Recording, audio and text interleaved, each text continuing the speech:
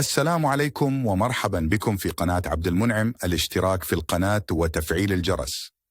اليوم سنتحدث في هذا الفيديو عن الإعلام الجزائري يتوقع خسارة منتخب المغرب للفوتسال أمام غانا اليوم ب6-0 في كأس إفريقيا. هزموا ب6 أهداف. منتخب ضعيف. أنا رأيت المباريات وأكدت لك البارحة حكيم أن هذا المنتخب عاودت رأيت مبارياته لمرتين.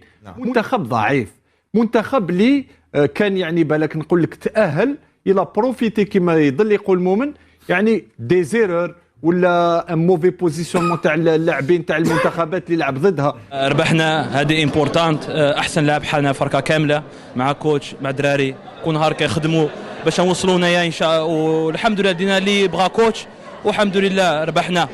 وكما تعرف جميع المباريات الاولى ديما كتكون مباراه قويه. الحمد لله استطعنا اننا نصحوا الاخطاء ديال الشوط الاول اللي كان صعيب بزاف.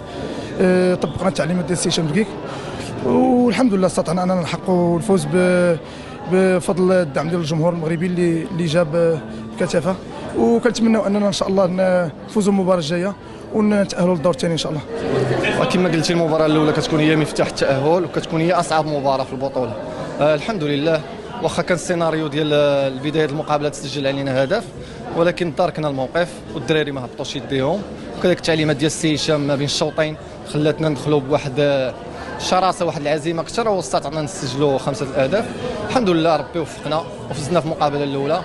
نتمنوا من الله نفوزوا في المقابلتين اللي باقين، وكما كتعرف خاصنا نمشيو مقابله بمقابله ولما لا نوصلوا للنهائي ونحافظوا على اللقب ديالنا ان شاء الله. سفيان الشعراوي لاعب موهوب، واليوم هو تيجني الثمار ديال الاختيار ديالو، فهو كان في اللائحه ديال منتخب هولندا وكانوا عوالين عليه بزاف وداروه في القنوات ديالهم، وكانوا يعني هو عاش في هولندا وكان في هولندا، وتفاهمت معاه وقلت له ودي راه يعني انت لاعب مغربي ذو اصول مغربيه، مستقبل كبير هنا معنا في المغرب، واختار اختيار صعيب